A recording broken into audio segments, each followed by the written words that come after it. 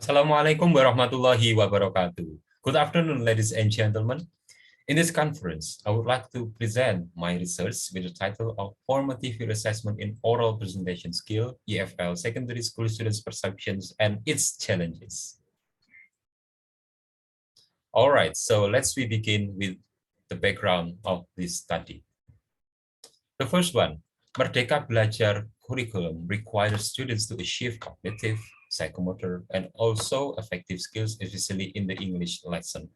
And the second one, there is the lack of formative peer assessment implementation, especially in the secondary school level.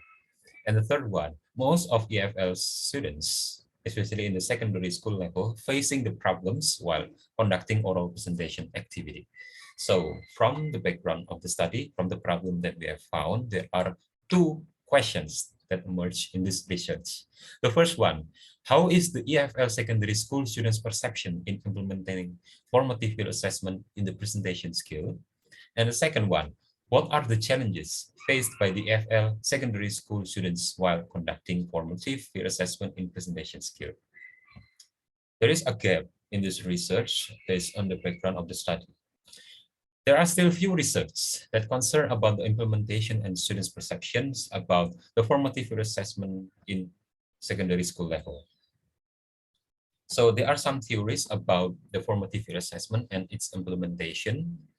So the formative peer assessment based on the Peters in 2017 is the type of assessment that facilitates students in assessing their peers. The benefits of formative peer assessment based on the Durga, Lee, Adachi, and Morse are formative peer assessment can encourage the teachers to observe their students' learning needs, improve their critical thinking and evaluative skill of the students, build the students' social relationship, encourage students in making feedback, and also train students in speaking skills. The formative peer assessment have 5 stages. The first one is giving the task, the second one is analyzing peers' work, third is constructing feedback, receiving feedback, and the last one is revising work.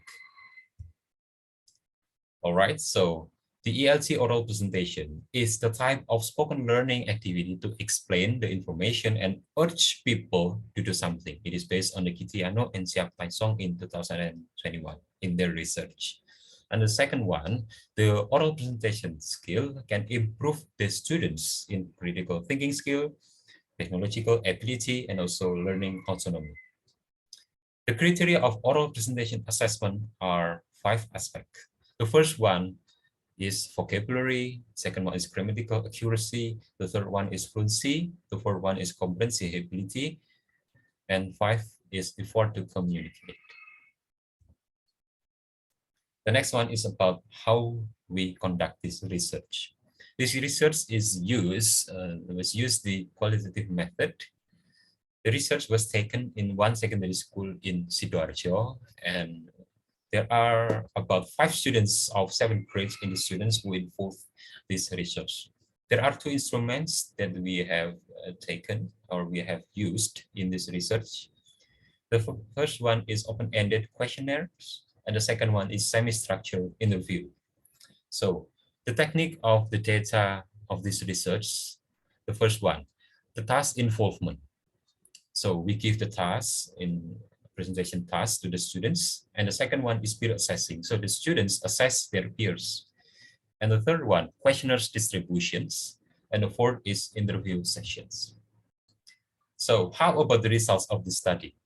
First, the formative peer assessment can improve the students' evaluative skills, manage the students' learning tasks and targets, having responsibility in making feedback opinion, and also it is the effective way of questioning. So the students have the effective media to question everything about their peers' performance. And the 5th step is understandable and focused assessment scoring rubric. So the scoring rubric that being given by the teachers in this class are really understandable for the students in implementing the formative peer assessment.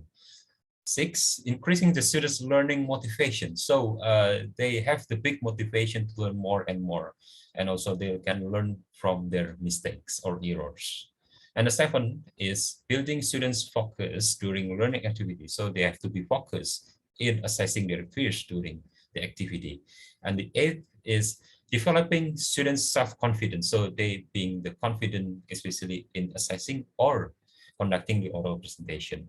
And the ninth is can build the students' social relationship. So they can know more about the students' character and also they can strengthen their relationship. And there is also a challenge that faced by the students in this class. So there are 5 students in this class that will be involved in this research, and they found about the 4 challenges. First one is getting complaint from their peers. So their friends are getting complaint, give the complaint for the assessor because they get the bad score, for example, or bad feedback or comment. And the second one is cheating during assessment implementation. So there are 2 students in one group who cheat during this implementation because they make the agreement to give the good score and so especially before the oral presentation session. The third one is having anxiety before and after assessment activity. And the fourth one, problem in deciding the appropriate score and questions.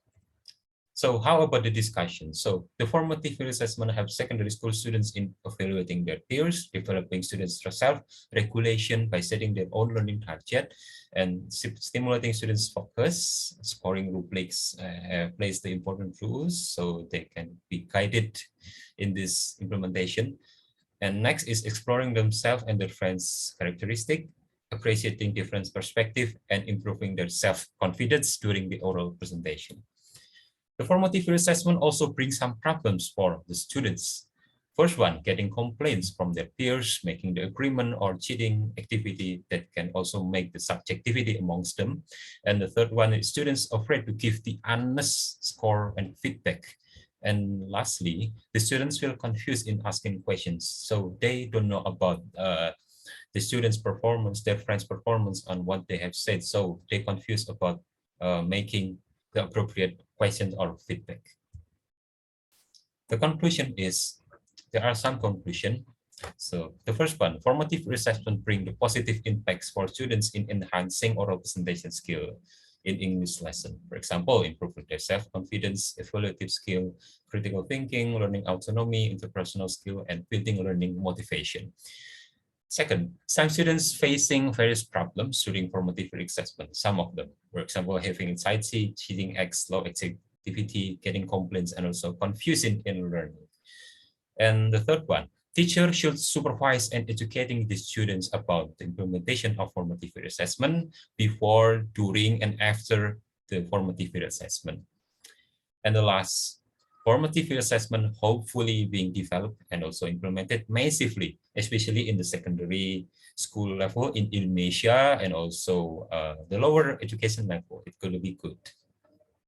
So thank you for your attention. Wassalamualaikum warahmatullahi wabarakatuh.